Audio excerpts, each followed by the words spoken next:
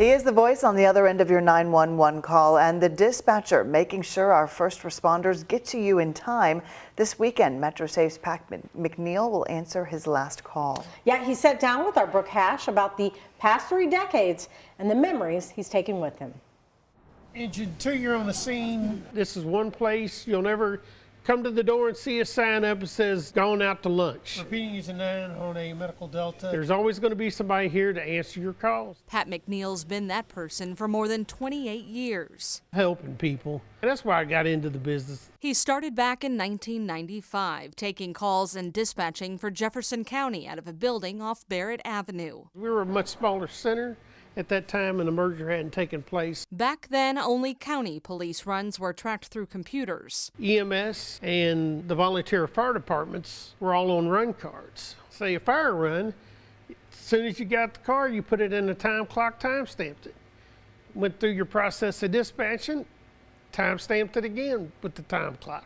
The technology wasn't what it is today, and that's what's been the game changer for me. One thing that hasn't changed is his iconic 10-4. Providing some relief in what can be a stressful situation. It takes a toll on you. You don't think it does, but it does. Being the calming voice amid the chaos. They call us because they need guidance. You know, they don't know what to do. Truck 1 on the scene, 1454. And I remember it was Christmas Eve of 1995. One of the hardest calls was one of his first. A fire broke out and the husband went back down into the basement, and tragically enough, you know, he didn't make it. One moment you're grieving a family's loss, and then you're helping deliver a new life in the next. And I told her, like we're trained to do, don't push. And boom, little Bambino, baby right there.